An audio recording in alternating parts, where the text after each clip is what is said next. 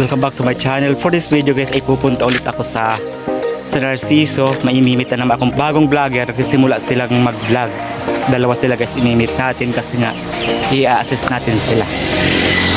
Guys, kasama ko naman si Mr. Joshua. Pumunta naman kami. Yan. Hindi na ako mag-video na travel. Yung guys, andito na kami sa Sisang.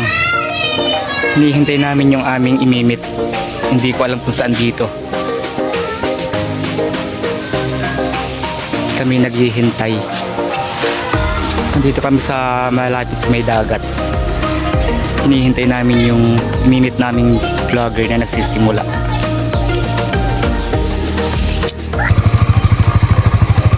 Pinaghintay niya ako guys.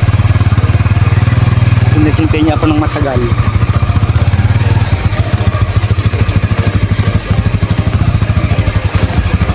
Yan, nandito na guys yung imimit ko na kami pinaghintay ng matagal. Kalahating oras. Awi na sana kami.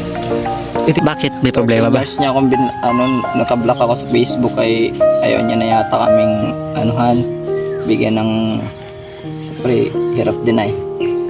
Pero nasa abroad talaga siya. Opo, nasa So boy, may trabaho. Kumbaga kayang... wala na rin.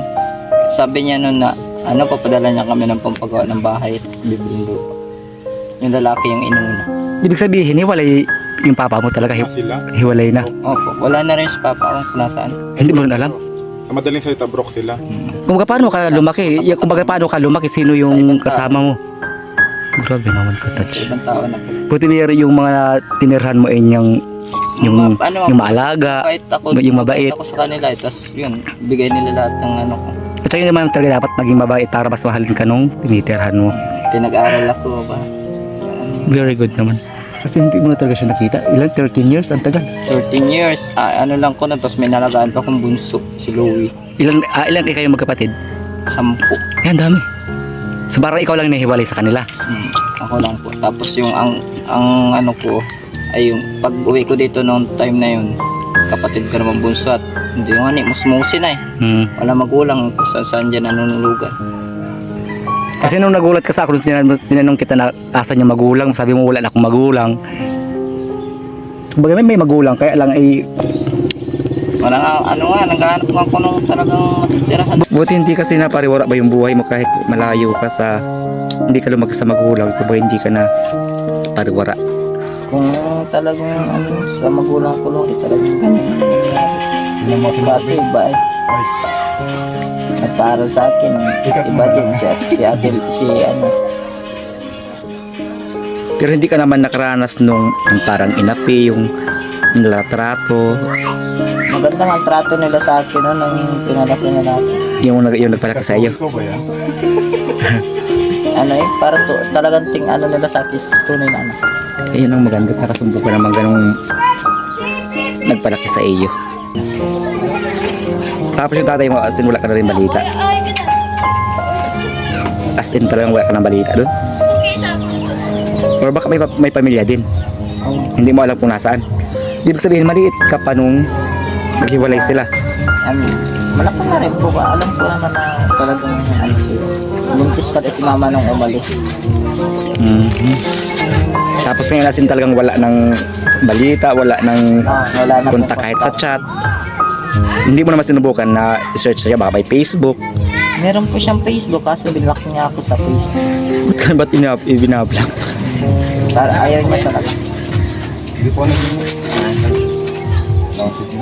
Ayaw niya talaga kaming saan. Nung napunta, noong time na pumunta ako ng Maynila, di ba nasa Maynila siya.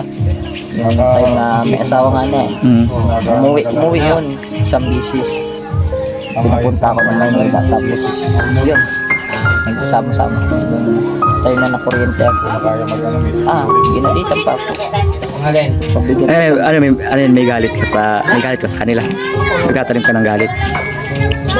Ako magkatanim ng galit. Mga kapatid ko lang talaga. Kasi yung iba kasi, pag ganun ang nangyari, malaki ang galit sa magulang. Yung iba kong kapatid yun. Galit sila. Kasi para kayong abandon. Inabandon na kayo. Sabi ko lang basta kasama tayo po na.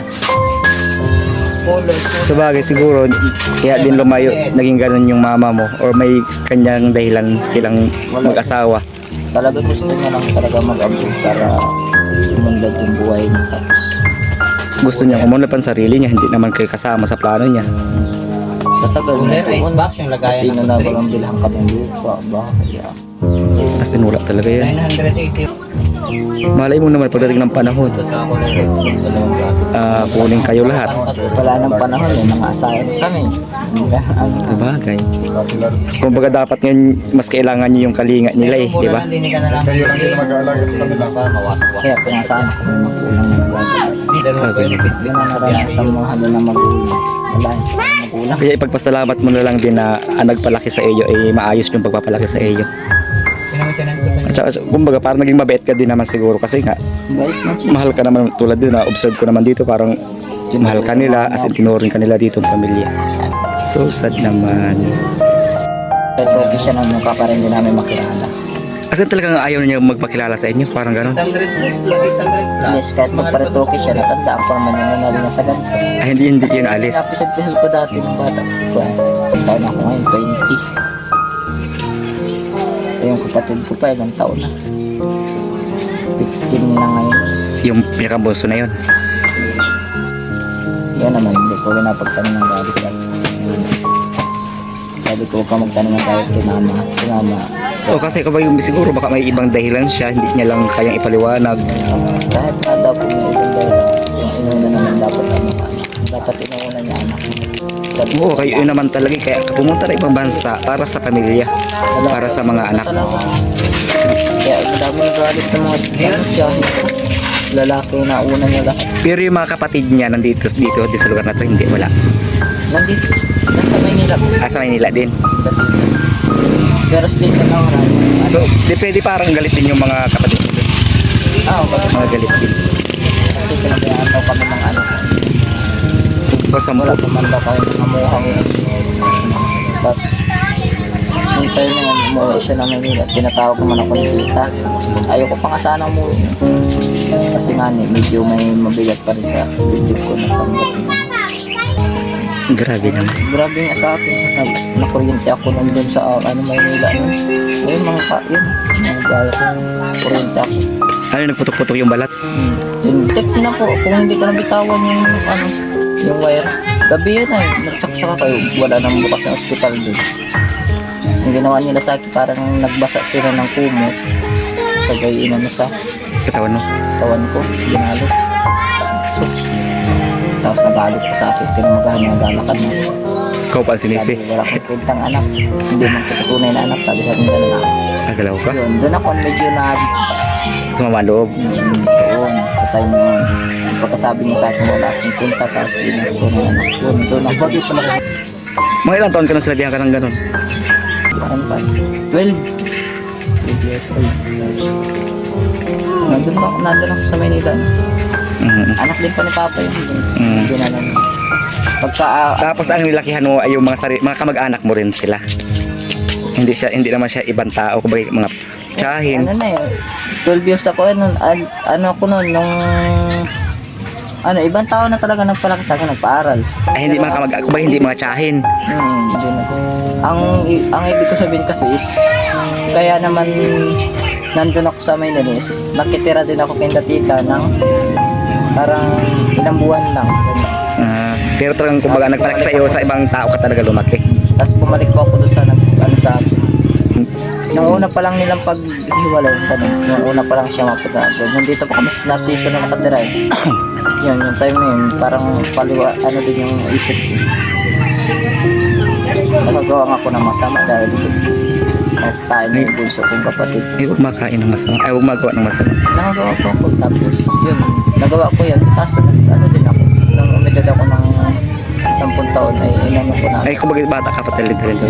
Nagawa ko masama. Okay lang, minsan ay Alam ako sa tindahan. huwag na lang ulitin. Pagkain naman, hindi naman pera. Ay.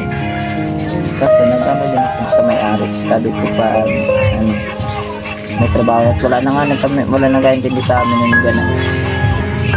Hanggang sa time na tumawag si Tita Laura sa amin, nasabi kaunin daw kami dito. Tapos, yung pagkakwa na hindi ako sumama nun. Nagbatangas ako. Trabaho ka na nun. Trabaho na ako. Sobrang bata pa rin.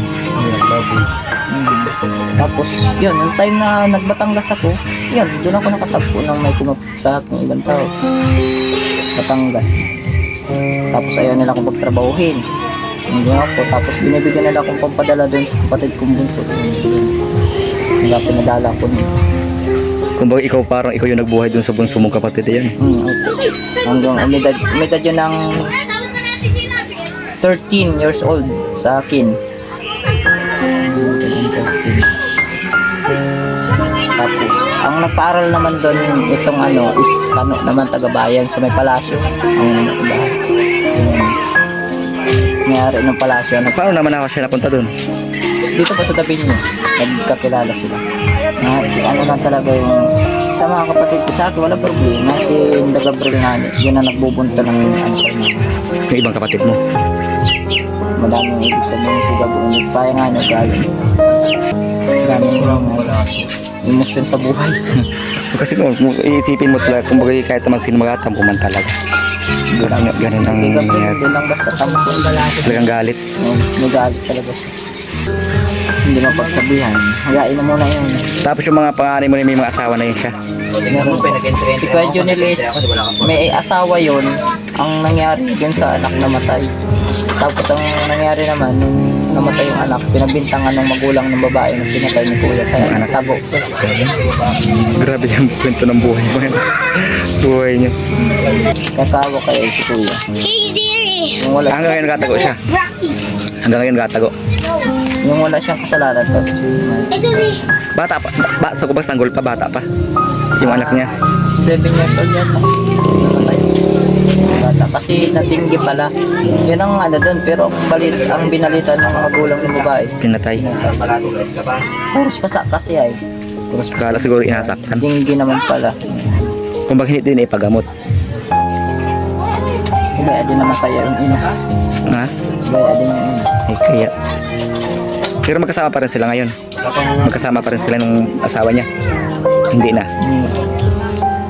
Sino po? Si... Yung asawa ng kuya mo. Hindi. Hiwalay na rin. May asawa naman. Salamat yan, nag-giveaway pa Pero yung pamangkin ko yung nagkasama ko pa rin ito magkano. Napuntahan ko pa. Grabe ang pinagdaanan mo pala. Hey guys! Labay na. Basta sundin lahat ng advice ko ha. Magiging katulad kita.